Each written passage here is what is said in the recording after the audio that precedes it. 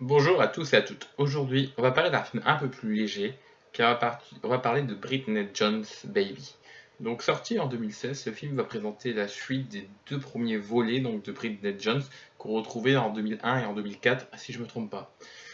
Donc Britney Jones a été un monument autour des années 2000, et aujourd'hui on la retrouve de nouveau, donc Renée Zellweger, dans son rôle phare, qu'il a fait un peu découvrir et qu'il a fait percer, j'ai envie de dire. Donc on va voir si ce film a un intérêt oui ou non, si c'est une suite ratée ou si c'est vraiment une suite qui a une cohérence. Beaucoup de personnes ont décrié ce film en disant qu'il était assez en dessous des deux premiers volets, qu'il n'y avait plus de message de fond, mais on va voir ensemble de qu'est-ce qu'il en retourne. Donc voilà ma petite critique donc de Britney Jones Baby. Peut-être est-ce dû au fait que la réalisatrice du journal de Britney Jones soit de retour, aidée par Emma Thompson qui officialise en tant que co-scénariste. Qu'importe, ce troisième est bien meilleur que le deuxième. Attention aux lectrices et aux lecteurs, c'est une adaptation libre. Le troisième tome des aventures de la célibataire étant totalement différent, il est question ici de ne pas salir l'image de notre personnage. Dans le livre intitulé Folle de lui, Bridget est âgée de la cinquantaine, a deux enfants à charge et se retrouve veuve après la mort de son époux. Toujours coincée dans ses problèmes du quotidien, la voilà à jouer la cougar avec un trentenaire sexy. La version filmique serait plus optimiste, totalement différente, moins déplaisante, plus pétillante. Retour à la case départ pour notre héroïne qui, contre toute attente, est de nouveau célibataire et se retrouve seule à fêter son anniversaire. Lâchement abandonnée par ses amis, à ce moment nous allons droit à une jolie référence au tout premier film avec le retour de la chanson All by Myself, où notre héroïne va encore se lâcher afin de ne pas sombrer dans une profonde déprime. Prolongement de la franchise, fidèle à ses thèmes, ses aléas de la vie, notre personnage est une nouvelle fois face à un nouveau dilemme. Elle est enceinte mais ne connaît pas l'identité du futur père. Exit, Hugh Grant, donc on expliquera l'absence dans le film, qui n'avait pas apprécié le scénario, a préféré quitter l'aventure, place un nouveau personnage, Jack Quant, interprété par Dr Mamour, alias Patrick Dobson. Nouveau triangle amoureux, place à un nouveau duo de chevaliers servants. Britney Jones Baby ne misera pas tout sur son humour. L'émotion prendra cette fois encore plus d'ampleur avec de nouvelles questions existentielles. Ici, Bridget, qui est enceinte, va revoir ses priorités, pensant avant tout à son futur enfant. Le quadragénaire a bien évolué, a vieilli, est plus épanoui. Elle a perdu beaucoup de poids, évitant la redite sur la flamme complexée, affiche une mine radieuse, s'assume et prend ses décisions seule.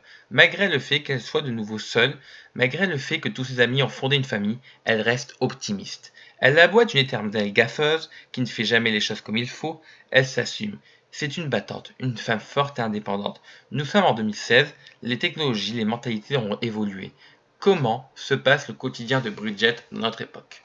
L'ère du numérique, les selfies, les réseaux sociaux, la femelle, les applications tendances, donc une allusion à Tinder, l'adoption d'enfants dans les couples homosexuels, la critique des médias, plus la course à l'audience que la vraie information.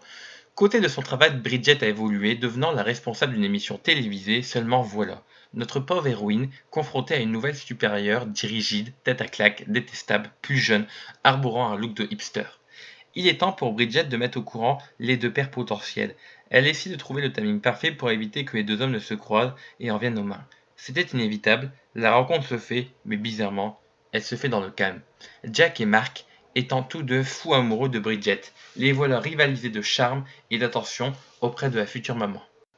Jack n'a rien à donner avec Cleaver, hormis le fait qu'il est lui aussi orgueilleux. C'est un homme plus responsable, plus romantique, plus respectueux vis-à-vis des femmes, auteur d'un best-seller sur les algorithmes de l'amour. Mark, quant à lui, reste le même, toujours aussi coincé, froid, toujours dévoué à 100% au travail, mais toujours aussi distingué et séduisant. L'amour entre Bridget et Mark, ce n'est pas évaporé, il reste des résidus. L'arrivée en grande pompe de Jack, homme plus disponible, montrant plus ses sentiments, va pimenter la vie de la quadragénaire. Au final, Britney Jones Baby fait un retour remarqué et remarquable. Un triangle amoureux, toujours aussi séduisant et délirant, des situations embarrassantes et répliques cultes, une Emma Thompson irrésistible, une bande originale aussi garnie que les deux premiers films, beaucoup d'émotions, une réelle évolution du personnage, un scénario plus recherché et original, des tonnes de surprises, des guest stars de folie, le côté authentique et attendrissant toujours présent, 2 heures qui passent à une vitesse folle, ça reste un film romantique pour les filles, mais un très bon film. Donc voilà, dans l'ensemble j'ai plutôt apprécié ce film, même s'il faut dire que c'est pas mon genre de film de prédilection. je regarde beaucoup plus des films, que ça soit un peu d'auteur, des films de genre, ou bien encore des films fantastiques, des films un peu de romance. Et il faut dire que je pense pas que je sois la cible principale au niveau de cette œuvre. Mais il faut dire que j'ai beaucoup apprécié regarder, j'ai trouvé qu'elle se laisse facilement regarder et on rentre dans l'univers. Si on a bien aimé les deux premiers films, on aimera ce troisième film. Donc si vous avez déjà vu Bridget Jones 1 et 2 et que vous avez apprécié, regardez ce film, car il reste dans la même lignée et ça reste d'un bon cru. Donc voilà, ma petite critique donc de Bridget Jones et à la semaine prochaine.